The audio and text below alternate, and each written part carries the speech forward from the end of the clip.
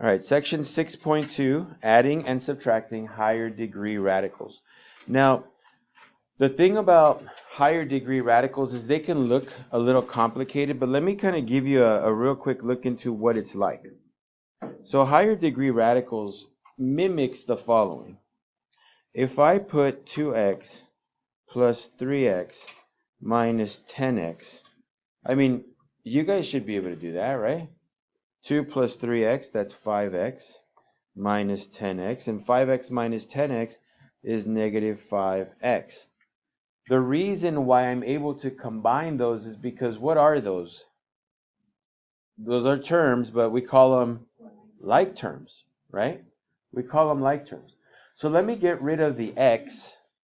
I'm kind of going to show you like the meat of this thing in a real quick example. And let me rewrite it like this.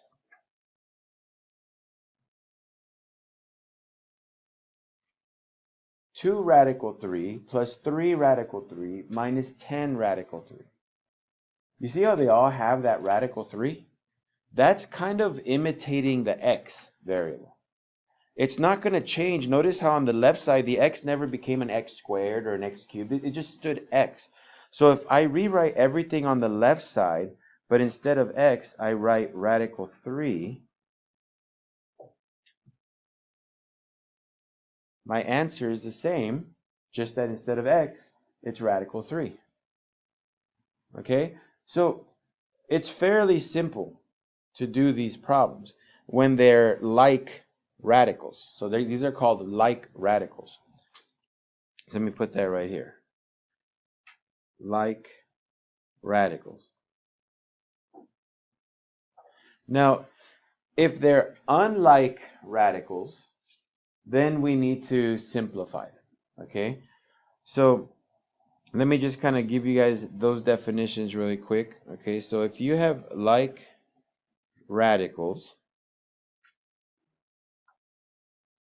this is when terms have the same radical and radicand.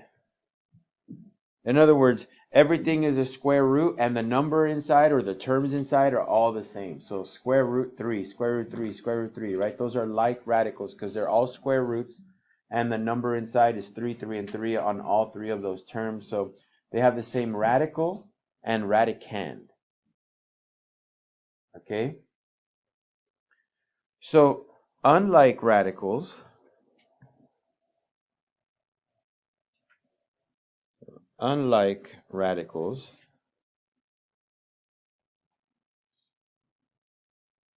these are terms that may have, maybe not, the same radical, but a different radicand. In other words, the number on the inside. So maybe one will have like a square root of 2, and then the other one's a square root of 8, and the next one's a square root of 10. Okay? And those are unlike. They're not the same. Now, if they're unlike, I'm going to put a little note here. I'm going to put, you can try to simplify. Okay, you can try to simplify. Maybe if the radicals don't match up, maybe you can make them match up. And I'll give you an example of something like that. But if they don't match up, maybe you can fix it. Like I said, I'll give you a real quick mini example. If I say radical 2 plus 3 radical 8, are those like radicals? No, right? One's a radical 2, one's a radical 8, or square root of 2, square root of 8. Okay? So I can't add them. Okay, I can't write 3 square root of 10 or 3 square root of 16. Like, I'm not going to just put them together. I can't. That's like saying x plus 3y. They don't just go together. Right? You can't add them. But I can change the 8. The 8, I can rewrite it as 4 times 2. And I know that the square root of 4 is 2. So I'm going to take that outside. So square root of 2 plus 3 times 2, square root of 2. 3 times 2 is 6. So square root of 2 plus 6 square root of 2. Can I add those now? Yeah, right. Now I have square root of 2 and a square root of 2. So this becomes 7 square root of 2. So just because the radicals don't match on the inside, it doesn't mean that all hope is lost. Maybe I can simplify. Maybe I can't. But you at least got to try. Okay? Don't just look at it and say, oh, they're different. I guess I can't do anything, and move on. Okay? Maybe you can simplify some stuff. So as usual, I am going to go over some homework problems for you guys. You guys have 11 of them.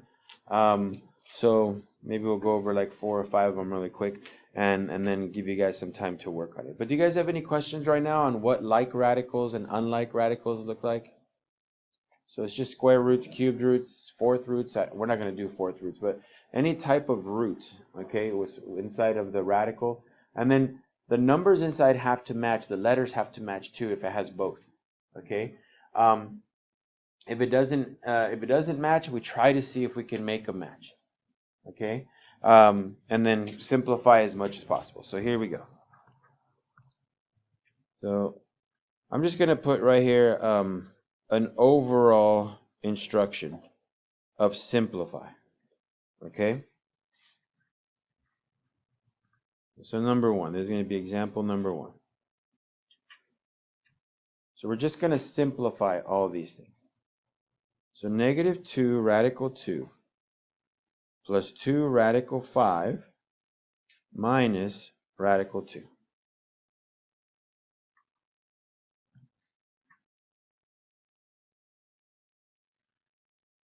Are all of these like radicals?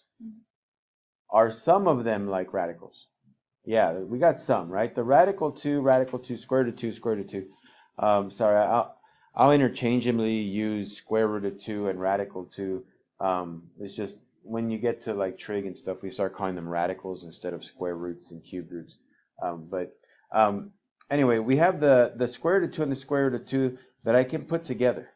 Okay, the square root of 5, I can try to see if I can simplify that later. But first, let's put the square root of 2's together. So negative 2 square root of 2 minus square root of 2 is negative 3 square root of 2 plus 2 square root of 5. Can I break down 5 any further inside of the square root?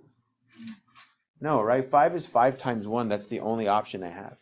And there is no square root of 5. So I'm done. Now, if you're thinking, well, that's the easy one, they're going to get a lot harder soon. Like, okay, well, we'll do one that's considered a really difficult problem here for you. So here's what they would consider a difficult problem. And then we'll do another one that's considered difficult, but with a different index. So right now it's 2 square root of 12 plus 2 square root of 12 minus square root of 12 minus square root of 3.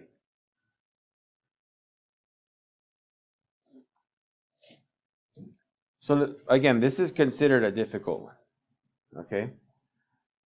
So 2 square root of 12 plus 2 square root of 12 minus square root of 12 minus square root of 3, I can combine all the square root of 12s. Those are all like radicals. So 2 square root of 12 plus 2 square root of 12, that's 4 square root of 12. I'm just taking my time with this. I don't want to lose anybody by going too quickly. Okay, but you can definitely go ahead. And now I have 4 square root of 12 minus square root of 12. That's 3 square root of 12. Am I done? Why not? Yeah, 12 is 4 times 3, right? I got to simplify still. So 3 square root of 4 times 3 minus square root of 3. And the square root of 4 is 2. So a 2 comes out. 3 times 2. Again, remember, I like to show all the steps. If you don't like to do that, that's okay. And just want to make sure I'm not leaving people behind just because I'm skipping stuff and they're trying to figure out what I did, right? So, all right, 3 times 2, that's 6. Square root of 3 minus square root of 3. And 6 square root of 3 minus square root of 3? 5 square root of 3. Yeah, there you go. This is considered a tough one. Why? Because you not only had to kind of combine things together, but then once you got it and you're like, oh, cool, like right here, you're like, cool, I'm done, right? If you don't pay attention, you're going to kind of skip the fact that you can break down a square root of 12, okay? So anytime you're doing these problems, ask yourself, can I do anything else? 5 radical 3, can I break down radical 3? And if I can't, I'm good. I'm done. Okay, questions on that so far? All right, so let me do something with some cubed roots.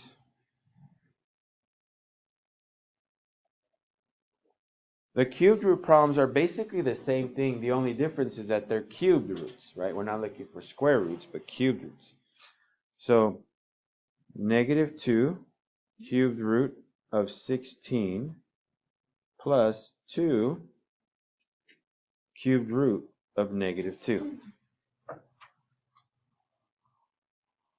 Now this would be considered kind of like an easy one.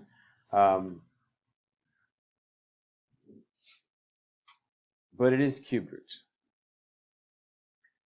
So right now, these are not like radicals, okay? Because one is a cubed root of 16, the other one's a cubed root of negative 2. They're not the same. So I got to make them the same. Now, do I have a cubed root of 16? Is there a number that I can multiply times itself 3 times that gives me 16? So like 1 times 1 times 1 is 1. 2 times 2 times 2 is 8. 3 times 3 times 3 is 27. So I don't have a 16. But I can break it down, right? I can break it down. I can write negative 2 cubed root of what times what? All right, 8 times 2. And doesn't 8 have a cubed root, right? I just said 2 times 2 times 2 is 8, right? So the cubed root of 8 is 2. That's going to come out, all right? Plus, now, I know that 2 doesn't have a cubed root. But I think I told you guys, when there's a negative inside the cubed root, you got to bring it out. So let's bring that out. So let me change that plus to a minus 2 cubed root of 2. Because remember, cubed roots can have negatives inside. You just bring them out. Okay? Now, I do know that the cubed root of 8 is 2, so that's negative 2 times 2 cubed root of 2 minus 2 cubed root of 2. So that's negative 4 cubed root of 2 minus 2 cubed root of 2. Now notice I created like radicals now. Okay? So now that I've done that, I can combine them. So what's my final answer here?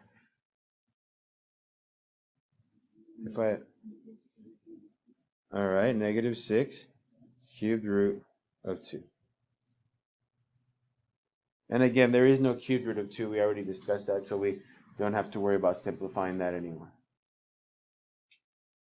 Let me look for a tough one here. Here's one with 4 terms.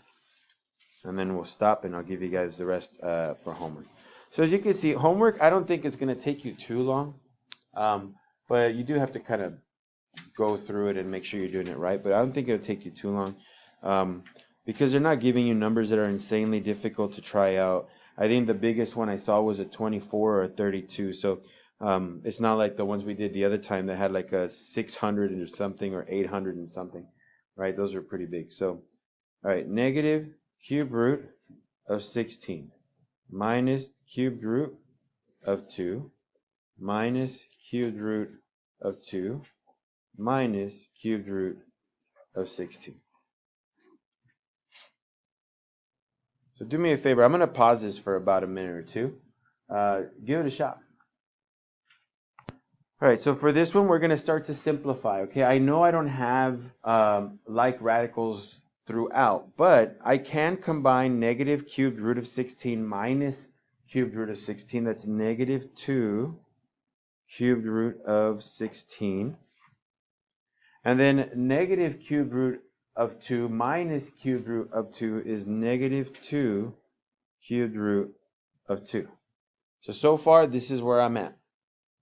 Now, I look at the 16. We just did a problem earlier where we saw that 16, we can break it into 8 times 2, right? So this is negative 2 cubed root 8 times 2 minus 2 cubed root of 2. Now, the cubed root of 8 is 2. So I'm going to bring this out. So I have negative 2 times 2 cubed root of 2 minus 2 cubed root of 2. Well, negative 2 times 2 is negative 4. So negative 4 cubed root of 2 minus 2 cubed root of 2. And then my last thing is to combine those, right? So negative 4 minus 2, negative 6 cubed root of 2. And that's your solution for that problem. Again, that's like the one that looks like the most difficult problem to do with cubed roots on your homework.